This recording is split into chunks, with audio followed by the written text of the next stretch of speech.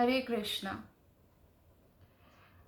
श्रीमद् भागवतम स्कंध 1 अध्याय 9 श्लोक नंबर 28।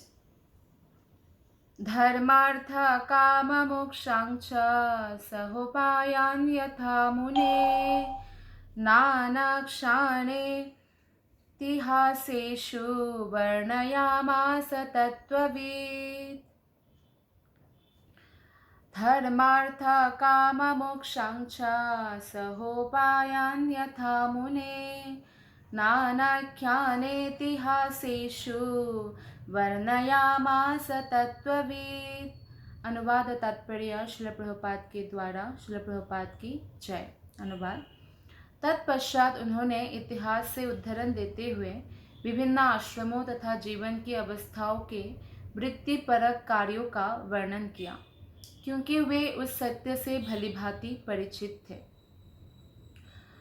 तो भीष्म पितामह जो है वो जो सत्य है कि कैसे विभिन्न आश्रमों का क्या रिस्पॉन्सिबिलिटी होता है, वर्णाश्रम धर्म का परफेक्ट नॉलेज भीष्म पितामह का था।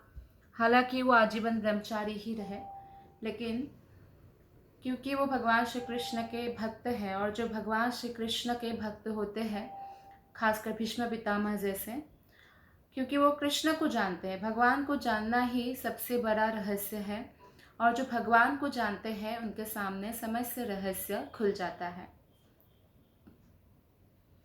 तात्पर्य में श्रील प्रभुपाद जी बताते हैं कि पुराणों, महाभारत तथा रामायण जैसे वैदिक ग्रंथों में वर्णित घटनाएं वास्तविक ऐतिहासिक कथाएं हैं जो भूतकाल में कभी घटित हुई थी, यद्यपि वे किसी तिथि क्रमानुसार नहीं हैं।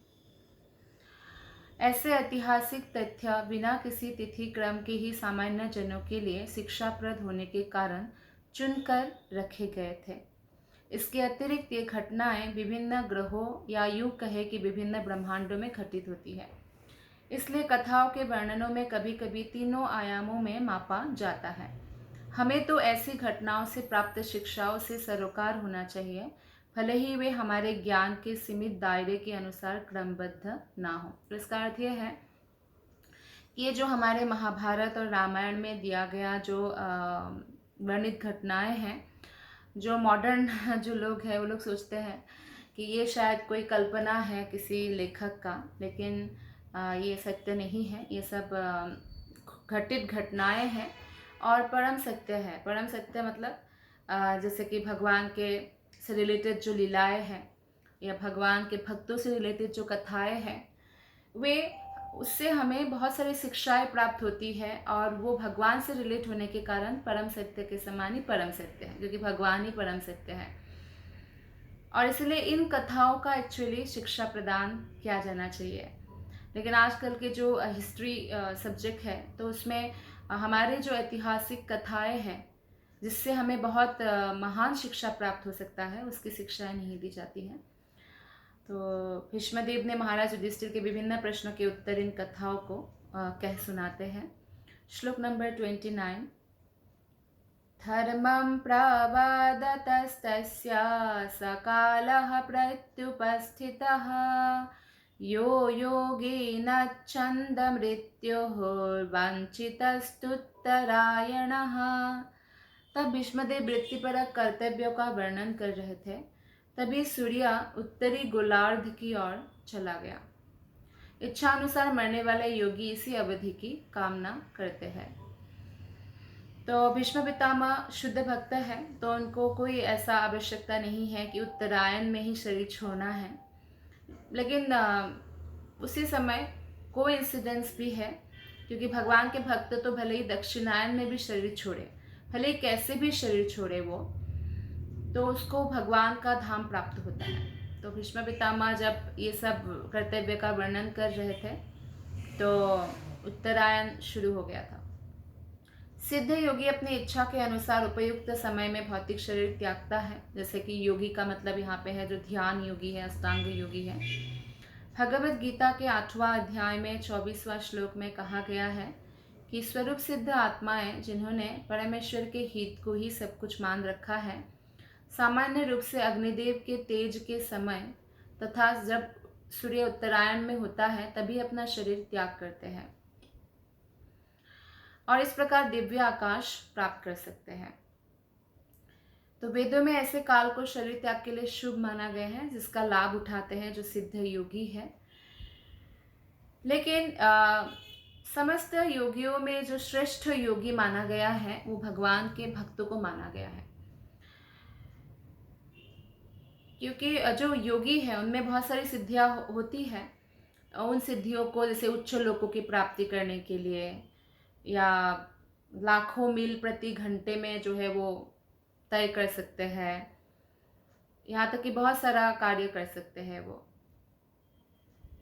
लेकिन जो भक्त होते हैं वो हमेशा भगवान श्री कृष्ण की भक्ति में निमग्न रहते हैं और जो 8 प्रकार की सिद्धियां है उसकी कामना नहीं करते हैं।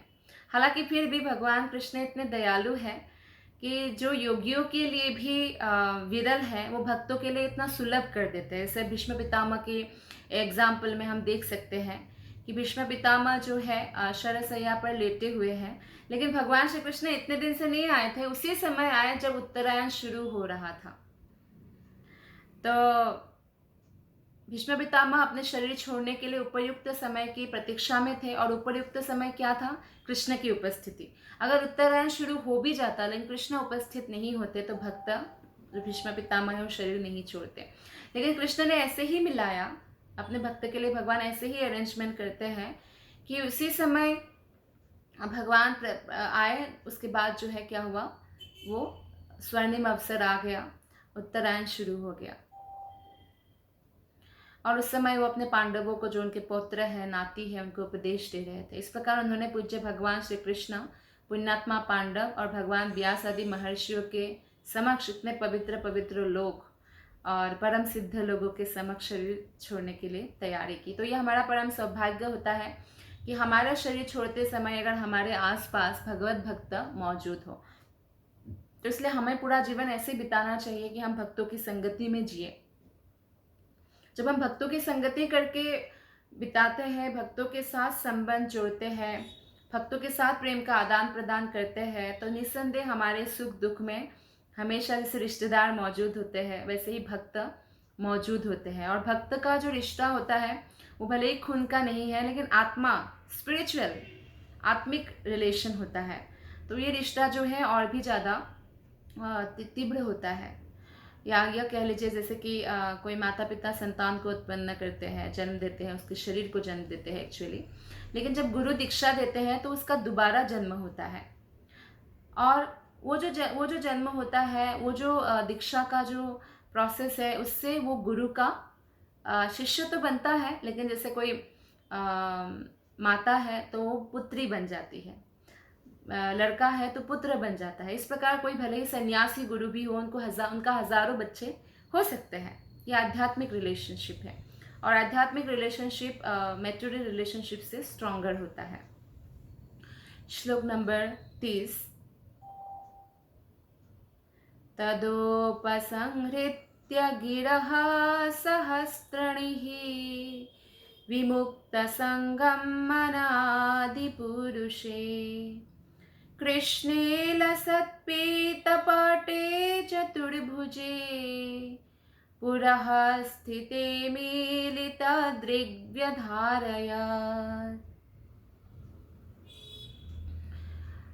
अनुवाद। तत्पश्चात वह व्यक्ति जो हजारों अर्थों से युक्त विभिन्न विषयों पर बोलता था तथा हजारों युद्धों में लड़ चुका था और हजारों व्यक्तियों की रक्षा कर चुका था, उसने बोलना बंद कर दिया। भीष्म पितामह ने युधिष्ठिर महाराज को जो बोलना था, उपदेश देना था, वो दिया और बाद में उन्होंने बोलना बंद कर दिया। उसने समस्त बंधन से पूर्ण रूप से मुक्त होकर अन्य सभी वस्तुओं से अपना मन हटाकर अपने खुले नेत्रों को उन आदि भगवान श्री कृष्ण पर टिका दिया जो उनके समक्ष खड़े थे। क्योंकि भीष्म पितामह ने इच्छा किया था तो कृष्ण अभी 4 भुजाओं में खड़े थे, जो 4 भुजाओं वाले थे और जगमग करते हुए, चमचमाते हुए पीत वस्त्र धारण किए हुए थे। तो जब युद्ध भी कर रहे थे भीष्म पितामह और कृष्ण सामने थे, अर्जुन सामने थे, तो भीष्म पितामह हमेशा कृष्ण का जो चमचमाता वस्त्र है, यानी जैसे कि सोना को जला दिया जाए तो कितना सुंदर जो है एक कलर आएगा ना जलता हुआ सोना का, तो ऐसा जो रंग है भगवान की धोती का, पीताम्बर कृष्ण। अपना भौतिक शरीर त्यागते समय भीष्मदेव ने मनुष्य के महत्वपूर्ण कार्यों से संबंधित यशस्वी उदाहरण प्रस्तुत किया। मरते हुए व्यक्ति को जो विषय जितना आकर्षित करता है वो उसके अगले जीवन का शुभारंभ बनता है। तो जो मरने वाला व्यक्ति है उसके मन में जो जो भावना आती है उसके हिसाब से उसका दूसरा शरीर उसको मिलता है। अतः वह यदि कोई परमेश्वर श्री कृष्ण के विचारों में लीन रहता है तो इसमें कोई संदेह नहीं कि उसके लिए भगवान के धाम का द्वार खुल गया। इसकी पुष्टि भगवत गीता में 8वां अध्याय में हुआ है, 5 से 15वां श्लोक में। 5वां श्लोक में बताया गया है कि मृत्यु के समय जो केवल मेरा स्मरण करते हुए शरीर त्याग करता है वो तुरंत मेरे स्वभाव को प्राप्त होता है। इसमें रंच मात्र संदेह नहीं है। तो भगवान स्वयं कहते हैं जो भी भगवान को स्मरण करेंगे मृत्यु के समय उसको भगवान का धाम प्राप्त होगा, भगवान जैसा ही शरीर प्राप्त होगा, यानी आध्यात्मिक पूर्णतया। उसमें कोई मृत्यु नहीं है, बुढ़ापा नहीं है, जन्म नहीं है, बीमारियां नहीं हैं, और इस प्रकार से एक सुंदर जीवन वो जी सकता है। लेकिन उसके लिए क्या करना होगा? पूरा जीवन प्रैक्टिस करना होगा ना, सुख में दुख में कृष्ण को स्मरण करने का, भगवान का नाम जप करने का, तब जाके मृत्यु में ऐसा हो सकता है। 8वां अध्याय के 6 श्लोका में भगवत गीता में भगवान कहते हैं शरीर त्यागते समय मनुष्य जिस भाव को स्मरण करता है उसी भाव को निश्चित रूप से प्राप्त करता है। तो आजकल जैसे कल्चर है कुत्ता पालने का, तो ये एक बहुत अच्छा कल्चर नहीं है, ये डॉग कल्चर है, और इसको वैदिक सभ्यता में मान्य नहीं। वैदिक सभ्यता में जो कुत्ते पालते थे वो लोग चंडाल कहा जाता था, चंडाल लोग पालते थे या कुत्तों का मांस भी खाते थे वो लोग। लेकिन अभी जैसे इसका मतलब ये नहीं किसी को बुरा मानना चाहिए, अरे हमारे घर में कुत्ता है, कुत्ता भी तो जीव है, क्यों ऐसे बोल रहे हैं, लाइक दैट। एक्चुअली क्यों मना करते हैं उसका रीज़न हम इस श्लोक से रिलेट करके बताना चाहेंगे कि कुत्ता एक ऐसा प्राणी है जो बहुत वफादार है, और भले ही मालिक उसे मार भी दे, वो नहीं मारता है, उल्टा।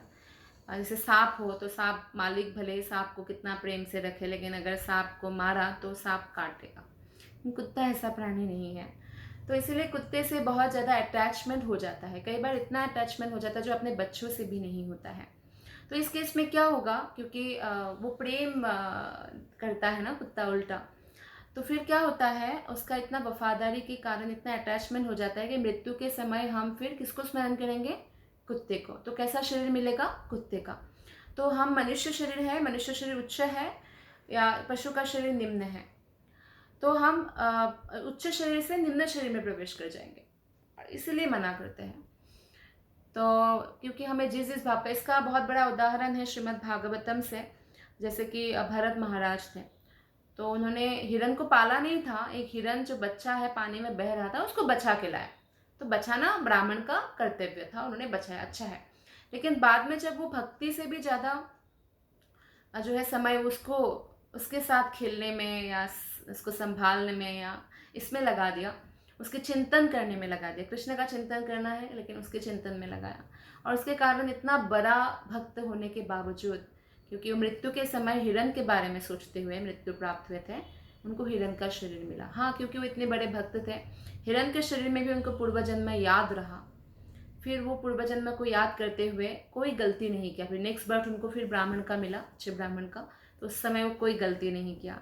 वो ऐसे रहते थे जैसे कोई, इनका नाम पड़ा जड़ भरत, जड़ भरत इसलिए इनका नाम भरत ही पड़ा, भरत महाराज भरत ही नाम लिया, लेकिन जड़ इसलिए नाम पड़ा क्योंकि वो एकदम चौकन्ना थे कि मैं इतना भक्ति में आगे बढ़ने के बाद एक हिरण के बारे में सोचते हुए मृत्यु होने के कारण मैं हिरण बन गया, अब मैं इस जीवन में कोई गलती नहीं करूंगा। तो उसको जो पिता सिखाते उल्टा करते हैं, लोग जो बोलते हैं उसका उल्टा करते हैं, मतलब ऐसा दिखाते हैं कि मैं पागल हूँ। लेकिन वो बहुत बड़े विद्वान थे, उनको पूर्व जन्म 2 जन्म याद था, तो उनको सारे वैदिक नॉलेज भी याद था, तो बहुत सावधान। तो इस प्रकार से जो भगवत भक्त है, भले ही बाकी जो लोग हैं जो भौतिकता में एकदम ग्रस्त हैं, उनको ऐसा लगे कि ये लोग बहुत ज़्यादा प्रयास नहीं कर रहे हैं अमीर होने के लिए, फेमस होने के लिए, स्त्रियों के पीछे भागने के लिए, ये भी क्या कोई जीवन है। लेकिन भक्त जानते हैं कि जब तक हम इन सब चीज़ों के पीछे भागते रहेंगे तब तक हम इस भौतिक जगत में ही पड़े रहेंगे। तो इसलिए किसके पीछे भागना है? भगवान के पीछे, भगवान के भक्तों के पीछे, भक्ति प्राप्त करने के लिए।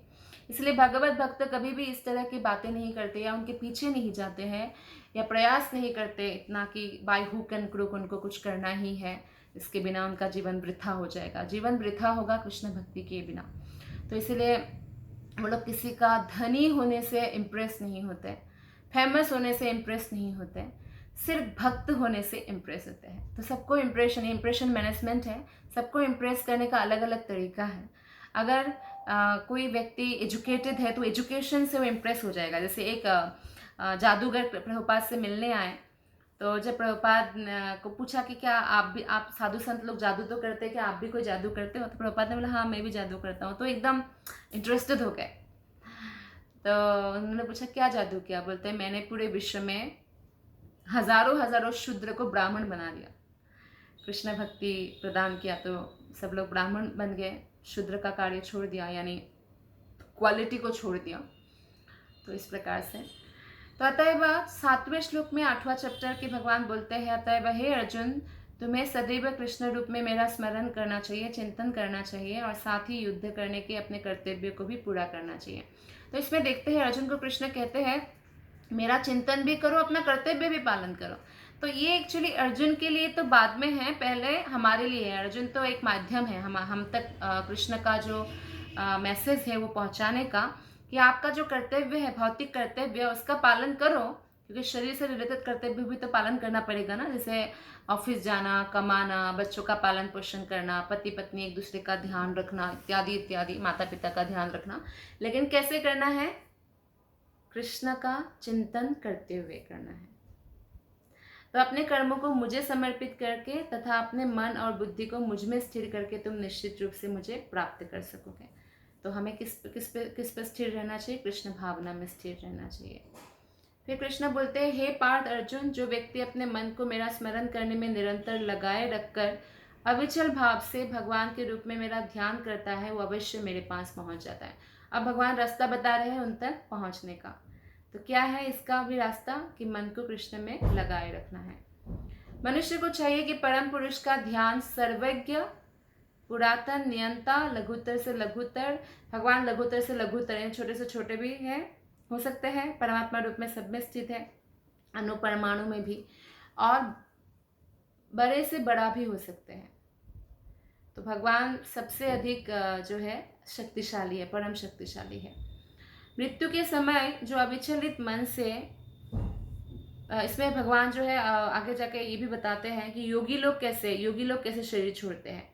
जो योगी लोग होते हैं वो प्राणों को भवों के मध्य स्थापित करते हैं और फिर वो जो है पूर्ण भक्ति के साथ भगवान के स्मरण में अपने को लगाता है, तब वो भगवान को प्राप्त होता है। और जैसे कई लोग जो है ब्रह्मचर्य व्रत का पालन करते हैं और फिर धीरे धीरे वो जो है योग करते हुए भगवान की भक्ति की ओर आगे बढ़ते हुए फिर उनका मन जब भगवान पर चिंतन में स्थिर हो जाता है तो भगवान को प्राप्त होता है। ऐसा नहीं कि हर अष्टांग योगी भगवान को प्राप्त करते, नहीं, जो भक्ति में प्रवेश करते हैं केवल वो। अन्यथा अष्टांग योगी अलग अलग गंतव्य स्थान को जाते हैं। जैसे बहुत सारे तो ब्रह्म ज्योति में जाते हैं और बहुत सारे लोग जो है कोई लोकपाल बनते हैं या उनकी इच्छाएं जो पूर्ण करने के लिए उच्च लोक में जाते हैं इत्यादि। तो इसलिए भगवान कहते हैं जो मेरे निरंतर स्मरण करता है अनन्य भाव से, अनन्य मतलब अन्य नहीं, केवल कृष्ण। तो ऐसे तो बहुत सारे पुराणों में देवी देवताओं के लिए भी भगवान शब्द प्रयुक्त हुआ है। जैसे कि कोई एक ईश्वर शब्द, जैसे कोई एक लोक का राजा है तो उसको ईश्वर बोला जाता है, या जैसे कोई पृथ्वी में भी है तो उनको भी ऐसा शब्द यूज़ करते हैं जैसे भगवान व्यास देव इत्यादि। लेकिन भगवान के भी भगवान यानी परम भगवान कौन है? कृष्ण है।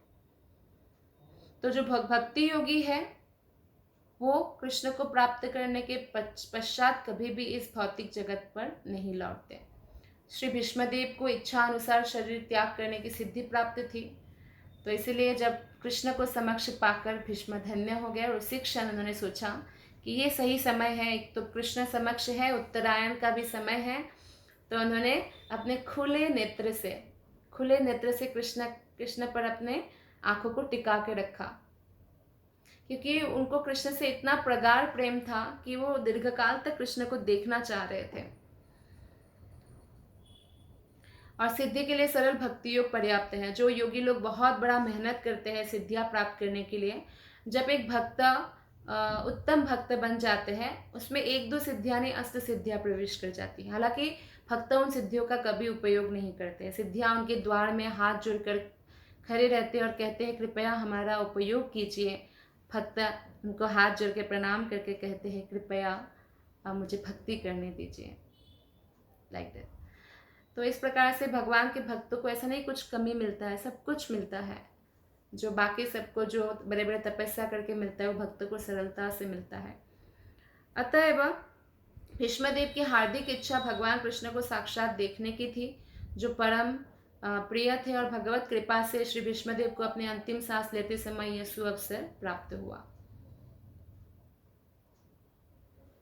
श्लोक नंबर 31। विशुद्धया धारणया हता शुभः तदीक्षयैवाशु गतायुधश्रमः निवृत्त सर्वेन्द्रियवृत्तिविभ्रमः तुष्टावजन्यं विसृजन् जनार्दनम्। शुद्ध ध्यान द्वारा भगवान श्री कृष्ण को देखते हुए वे तुरंत समस्त भौतिक अशुभ अवस्थाओं से और तीरों के घाव से होने वाले शारीरिक पीड़ा से मुक्त हो गए। इस प्रकार उनकी सारी इंद्रियों के कार्यकलाप रुक गए और उन्होंने शरीर को त्यागते हुए समस्त जीवों के नियंता की दिव्य भाव से स्तुति की। तो शरीर छोड़ दिया। तो हमें ये भौतिक शरीर तब मिलता है जब हम भगवान के साथ अपने नित्य संबंध को भूल जाते हैं। और भौतिक शरीर का होने का मतलब ये दुख का होना। बीमारी आएगी, बुढ़ापा आएगा, आप हमेशा जवान नहीं रह सकते, जबकि हर व्यक्ति ये कामना करते हैं कि जवान रहे और बहुत प्रकार की कोशिश भी करते हैं। लेकिन हमें जो अगर जवान हमेशा के लिए रहना है तो हमें भगवत धाम जाना होगा। उसके लिए हमें इस जीवन को तपस्या बनाना होगा। जैसे कितने योगी कितने हजारों साल तपस्या नहीं करते, तो हमें बस ये जीवन कृष्ण के लिए तपस्या अगर हम करेंगे। एक तो ये स्वर्णिम कलियुग है। इस कलियुग के शुरू होने से ठीक पहले भगवान कृष्ण आए। हर कलियुग की शुरुआत में भगवान कृष्ण थोड़ी ना आते हैं, नहीं आते हैं। क्यों नहीं आते? कि ब्रह्मा की एक दिन में भगवान एक बार आते हैं, बस कृष्ण स्वयं। बाकी तो अवतार आते हैं, लेकिन कृष्ण स्वयं। और वो एक दिन कब होता है? जब सत्य, त्रेता, द्वापर, कलियुग 1000 बार घूमते हैं, तो उनमें से 1000 बार घूमने पर एक दिन कहते हैं। और वो 1000 बार घूमने पर कौन से चक्र में आएंगे? और जिसमें हमारा जन्म होगा। ये बहुत बड़ा सौभाग्य है। कृष्ण अभी आए, 500 साल पहले कृष्ण स्वयं भक्त रूप में चैतन्य महाप्रभु के रूप में आए। तो अगर हम इस जीवन को, सिर्फ इस जीवन को, इतने जीवन से तो हम इंद्रिय तृप्ति कर रहे हैं, सिर्फ इस जीवन को भगवान कृष्ण की तपस्या में, सेवा में लगा देंगे, जबकि बहुत बड़ी तपस्या तो है नहीं। आपको कोई हिमालय में जाके शिखर पर खड़े होके एक टांग पर कोई मंत्र तो बोलना नहीं है। घर में रह के हरे कृष्ण कृष्ण कृष्ण हरे हरे, हरे राम राम राम हरे हरे मंत्र का जप करना है। तभी हम भगवत धाम प्राप्त कर सकते हैं। तो भगवान कृष्ण सूर्य के साथ तुलना करते हैं प्रभुपाद काफ़ी बार, क्योंकि और कोई हमारे पास है नहीं जिससे हम समझ सकें। सूर्य की उपस्थिति से अंधकार तुरंत गायब हो जाता है, वैसे भगवान के आने से अंधकार तुरंत गायब हो जाता है। किसका अंधकार? अज्ञानता का अंधकार। तो अतएव कृष्ण का आगमन होते ही सारा भौतिक कल्मश पूर्ण रूप से दूर हो गया और भीष्मदेव ने जो है वो शरीर को त्यागा। परम शुद्ध भगवान से जब हम अपने इंद्रियों को जोड़ते हैं तो इंद्रियां शुद्ध हो जाता है। मन को जोड़ते हैं तो मन शुद्ध हो जाता है। बुद्धि को लगा देते हैं तो बुद्धि। तो कृष्ण से कुछ भी हम लोग प्लस कर दें तो हम प्लस में ही रहेंगे, यानी लाभ में रहेंगे, माइनस में नहीं। तो हमें क्या करना चाहिए? हर एक चीज़ को भगवान से जोड़ना है, बस इतना ही करना है। कुछ छोड़ने की ज़रूरत नहीं है, सब चीज़ों को भगवान से जोड़ना है। जैसे आप रास्ते में मान लीजिए आपको मिला कुछ 2000 या 5000 रुपये मिला आपको, तो आपने वो उठा लिया और अपने लिए यूज़ कर लिया, तो आपके मन को अच्छा नहीं लगेगा। अरे ये मेरा पैसा नहीं था और मैंने यूज़ किया, तो थोड़ा सा गिल्टी फीलिंग होगा। अगर आपने ऐसे ही छोड़ दिया तो कोई और उठा के यूज़ कर लेगा, लेकिन आपने उस पैसे को उठा के ढूंढ के जिसका बटुआ था उसको दे दिया तो वो सही है ना। तो ठीक उसी प्रकार से जो व्यक्ति लोग ऐसे ही भोग करते रहते हैं चीज़ों को, तो क्या करते हैं, वो भोग करते हैं, वो भोगी कहलाते हैं, वो हमेशा भौतिक जगत में रहेगा। और कुछ लोग त्याग करते हैं, सब भौतिक भोगों का त्याग करते हैं, लेकिन वो भी सही तरीका नहीं है, उससे भी भगवान प्राप्त नहीं होते। लेकिन जो लोग जानते हैं कि सारा सामग्री जो है कृष्ण का, एवरीथिंग बिलोंग टू कृष्ण, वो कृष्ण की सेवा में लगाते हैं, वो भक्त कहलाते हैं। तो इसलिए श्रील प्रभुपाद के जो एक शिष्य है, उनको कोई और मायावती के शिष्य ने कहा, हमारे गुरु तो जो है धन को हाथ भी नहीं लगाते, मतलब त्यागी है वो, 1 रुपया भी हाथ नहीं लगाते। तो शिष्य कहते हैं हमारे प्रभुपाद तो तुरंत 1 करोड़ रुपया मिलेगा, 1 करोड़ ले लेंगे और कृष्ण की सेवा में लगा देंगे, तो वो भक्त है। धन को हाथ लगाते हैं लेकिन कृष्ण की सेवा में यूज करते हैं, वो अपने इंद्रिय तृप्ति के लिए नहीं करते हैं। तो भक्तों को ये क्लियर रहता है कि अगर उन्होंने भगवान का जो धन है उसका 1 रुपया भी अपने लिए यूज किया, अपने इंद्रिय तृप्ति के लिए, या चोरी किया, जैसे चोरी करना कहते हैं, तो फिर क्या होगा, उसका सारा क्या हुआ, भक्ति सब पानी फिर जाएगा, उसका सब नष्ट हो जाएगा, तो ऐसे कोई फायदा नहीं है। हाँ, लेकिन जैसे भक्त है और जो ब्राह्मण का जीवन जीते हैं, भक्त, फुल टाइम भक्त, तो वो जैसे भगवान का धन उनको देते हैं लोग, और उस भगवान के धन से जो है वो मंदिर से भी जैसे थोड़ा जीविका अर्जन, जीविका जीने के लिए बस खाना और जो कपड़ा, उसके लिए जो भी उनको मेंटेनेंस थोड़ा बहुत मिलता है उसको यूज़ कर सकते हैं वो, लेकिन किसी का दिया हुआ धन भगवान के लिए उसका चोरी नहीं करना चाहिए। तो इस प्रकार जो है हम देखते हैं कि भीष्म पितामह जो है वो भगवान के शुद्ध भक्त थे, और भीष्म पितामह की दिव्य इच्छाओं को पूर्ति करने के लिए भगवान स्वयं सारा सुविधाएं की। जैसे भगवान ने भीष्मदेव ने इस प्रकार प्रार्थना की, तब भगवान को कि इसमें इस श्लोक में बताया गया है 32, श्री भीष्म उवाच इति मतिरूपकल्पितवितृष्णा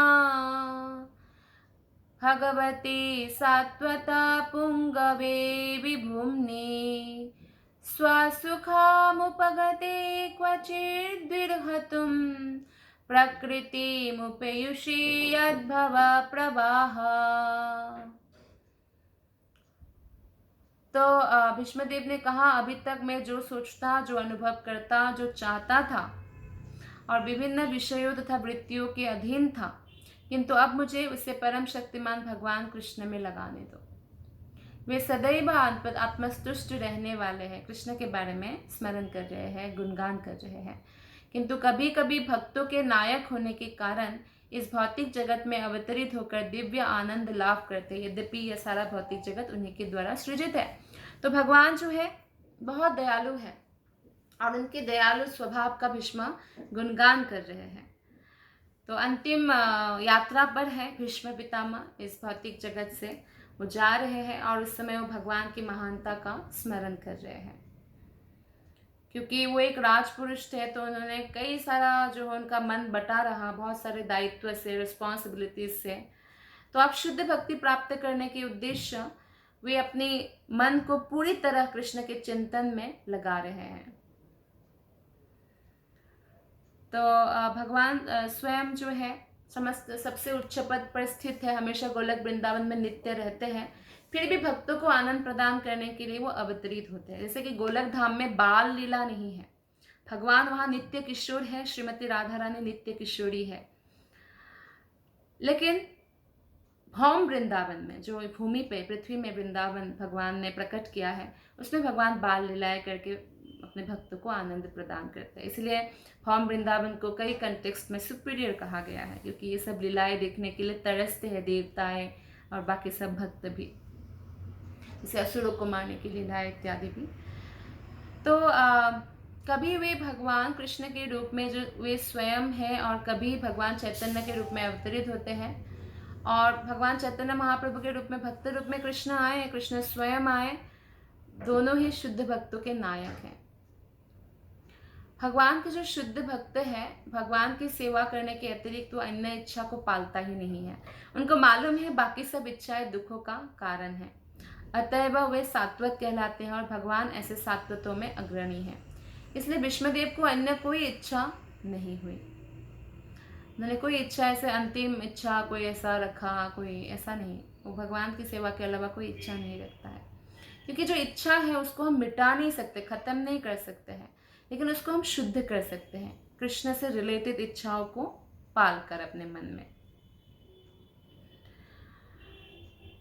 तो भगवान सामान्य व्यक्ति के लिए जो भौतिक प्रकृति पर प्रभुत्व दिखाना चाहते हैं, न केवल उसकी इच्छा पूर्ति करके उसके कार्यों की साक्षी बनते हैं, अपितु वे अभक्तों को भगवत धाम जाने के लिए कभी कोई उपदेश नहीं देते, क्योंकि अभक्त लोग नहीं चाहते कि भगवान उनके लाइफ में इंटरफियर करे, तो भगवान करते भी नहीं, उनके कर्मों के हिसाब से जैसा है वो चक्र में घूमते रहते हैं।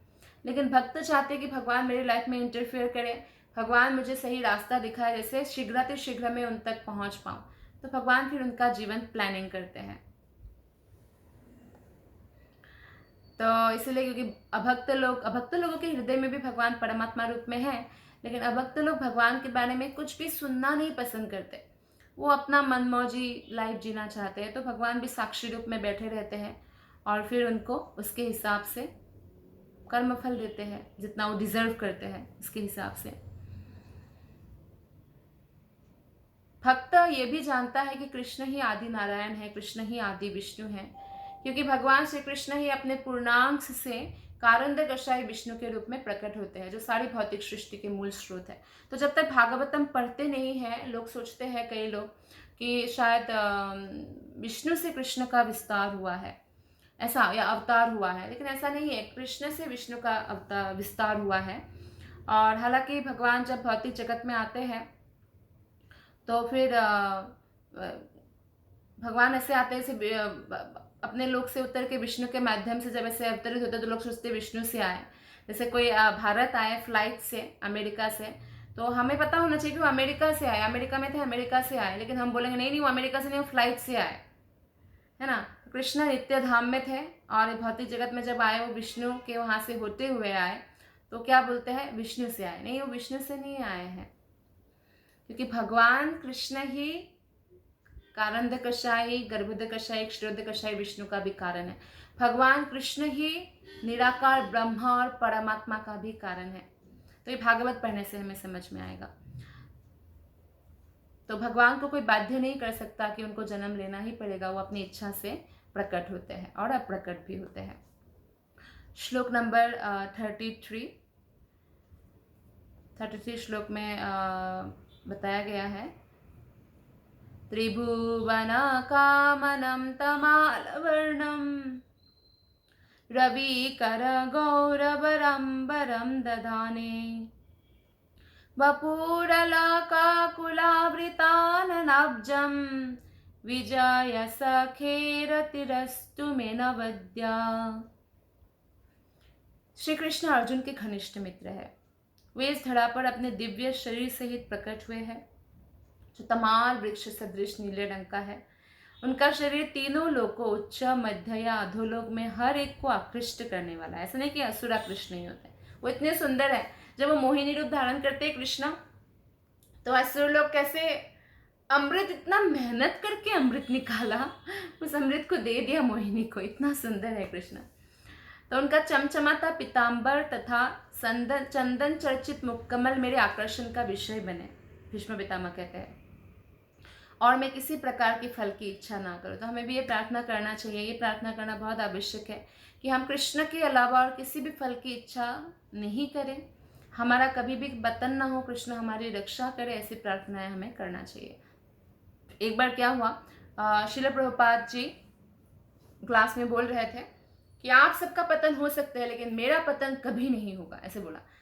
तो इसमें ऐसा लगता है ना कि अच्छा उनका पतन नहीं हुआ, हमारा क्यों पतन होगा। तो बाद में जब वो राधा कृष्ण के सामने जाके ऐसे आंखें बंद करके भगवान से प्रार्थना करते हैं, और तभी एक शिष्य पूछते हैं कि श्रील प्रभुपाद आपने क्या प्रार्थना किया। तो बोला मैंने प्रार्थना किया कि हे भगवान मेरा कभी भी पतन ना हो, मैं हमेशा आपकी भक्ति में लगा रहूं। तो बोलते लेकिन आपने तो अभी लेक्चर में बोला आपका कभी पतन नहीं होगा, फिर आप प्रार्थना क्यों किया आपने। तो प्रभुपाद ने कहा इसलिए तो मेरा पतन नहीं हुआ क्योंकि मैं रोज प्रार्थना करता हूँ और आप लोग प्रार्थना नहीं करते हो, इसलिए। तो इसलिए हमें इसको सिंसियरली लेना चाहिए, इस बात को कि हमें भगवान से प्रार्थना करना चाहिए कि हे कृष्णा, मेरा कभी पतन ना हो, मैं हमेशा आपकी सेवा में लगा रहूं और हमेशा कोई भी फल की इच्छा ना करूं, सिर्फ आपके दिव्य प्रेममय सेवा में लगे रहने की ही इच्छा करूं, क्योंकि ये इच्छा सर्वोच्च और इस इच्छा में सब इच्छाएं पूर्ति हो जाती है। तो इसलिए जब श्री कृष्ण स्वेच्छा से इस धरा पर प्रकट होते हैं तो वे अपने अंतरंगा शक्ति के माध्यम से ऐसा करते हैं। उनके दिव्य शरीर के आकर्षक अंगों को देखने की इच्छा तीनों लोकों अर्थात ग्रह मंडल के उच्च मध्य अधोलोक में होती है। सब लोग कृष्ण को देखना चाहते हैं, इतने सुंदर जो है कृष्ण। क्योंकि ब्रह्मांड भर में या किसी भी लोक में कृष्ण से आकर्षक कोई भी नहीं है। अर्जुन को यहाँ इस श्लोक में विजेता कहा गया है क्योंकि कृष्णा तो उसके घनिष्ठ मित्र, कृष्णा अर्जुन को मित्र मानते हैं, अर्जुन कृष्ण को मित्र मानते हैं और कृष्णा अर्जुन की मित्रता निभा रहे हैं। तो अर्जुन के पास सब कुछ है, मतलब कोई कुछ भी बचा नहीं जीतने का, जिन्होंने कृष्ण को जीत लिया है। तो कुरुक्षेत्र युद्ध के बाद शरशय्या पर लेटे भीष्मदेव भगवान कृष्ण की वेशभूषा का स्मरण कर रहे हैं और अर्जुन के सारथी के रूप में कृष्ण का स्मरण कर रहे हैं। तो जब अर्जुन तथा भीष्म के मध्य युद्ध चल रहा था तो भीष्म का ध्यान कृष्ण के चमचमाती जो पीताम्बर वस्त्र है उस पर आकर्षित हुआ था और इस तरह वे अप्रत्यक्ष रूप में तथा तथाकथित शत्रु अर्जुन की प्रशंसा, तथाकथित शत्रु है ना, अर्जुन तो उनका बहुत प्रिय है, तो अर्जुन की प्रशंसा कर रहे कि अर्जुन के मित्र हैं। तो अर्जुन सदा ही विजेता रहा। क्यों? क्योंकि भगवान उनके सखा थे।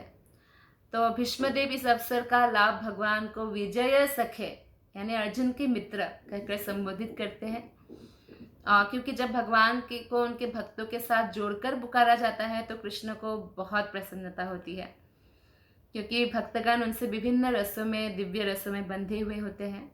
तो जब कृष्ण अर्जुन के सारथी थे तो सूर्य की किरणें भगवान के वस्त्र पर पड़ रहा था, पीताम्बर वस्त्र जो वस्त्र है पीत कलर का, तो और चमक रहा था और ऐसी किरणों का परावर्तन से उत्पन्न जो सुंदर रंग है वो भीष्मदेव भूल ही नहीं पा रहे थे कि कृष्ण कितने सुंदर लग रहे थे।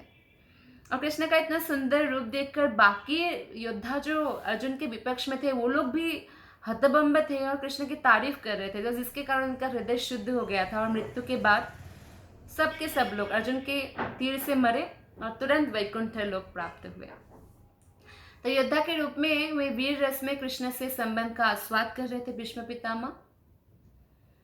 और जो है बहुत सारे ऐसे संसारिक लोग हैं जो भगवान कृष्ण के बारे में विभिन्न प्रकार की बातें बताते हैं और भगवान के जो लीलाओं हैं उसका माधुर्य कैसे भक्त पान करते हैं उसके बारे में कोई ज्ञान नहीं होता और जो है वो गोपियाँ और कृष्ण के ऊपर बातें करने लगते हैं। लेकिन गोपियों का जो स्थिति है वो परम श्रेष्ठ स्थिति है, उसको हम ऐसे ही नहीं बात कर सकते जब तक हम भागवतम का 9 स्कंधों को स्क्रूटिनाइजिंगली अच्छे से नहीं पढ़े, तब तक हम उस 10वें स्कंध में एक्चुअली प्रवेश भी नहीं कर सकते हैं। तो परमेश्वर कृष्ण के साथ 5 मुख्य रसों में भक्त प्रेम का आदान प्रदान करते हैं। शांत रस में जैसे भगवान का गैया बनके, लाखुटी बनके, अलंकार आदि, तो इस तरह से शांत रस कहा जाता है। और या भगवान के धाम में विभिन्न मोड़ बनना या कोई पशु पक्षी या फूल बनना, फ्लावर बनना, शांत रस में सेवा है। दास्य रस में सेवा है जो भगवान को स्वामी मानकर, अपने आप को भगवान का दास मानकर, जो चित्रक पत्रक आदि, तो ऐसे सेवा करना। और साख्य रस में जैसे अर्जुन सेवा कर रहे हैं एज ए फ्रेंड, कृष्ण को फ्रेंड मानकर, दोस्त मानकर, जैसे गोप सखा लोग हैं बहुत सारे। और वात्सल्य रूप में जैसे कि यशोदा नंद बाबा, देवकी वासुदेव पुत्र मानकर कृष्ण को प्रेम करते हैं बहुत सारे भक्त। और माधुर्य रस में कृष्ण को अपना प्रेमी मानते हैं, पति मानते हैं। तो परमेश्वर के साथ जो भी संबंध हो ये 5 रसों में, तो उससे कोई अंतर नहीं पड़ता। भीष्मदेव इसका जीता जागता उदाहरण है। तो हमें ध्यान देकर ये समझना है कि वे महान सेनानायक भगवान से किस प्रकार दिव्य रूप से जुड़े हुए थे। तो वो एक प्रकार से दास्य भाव में थे और भगवान के साथ उनका जो है वीर रस का आदान प्रदान हो रहा था कृष्ण के साथ। तो यही इस श्लोक का तात्पर्य है। धन्यवाद। हरे कृष्णा। ग्रंथराज श्रीमद् भागवतम की जय।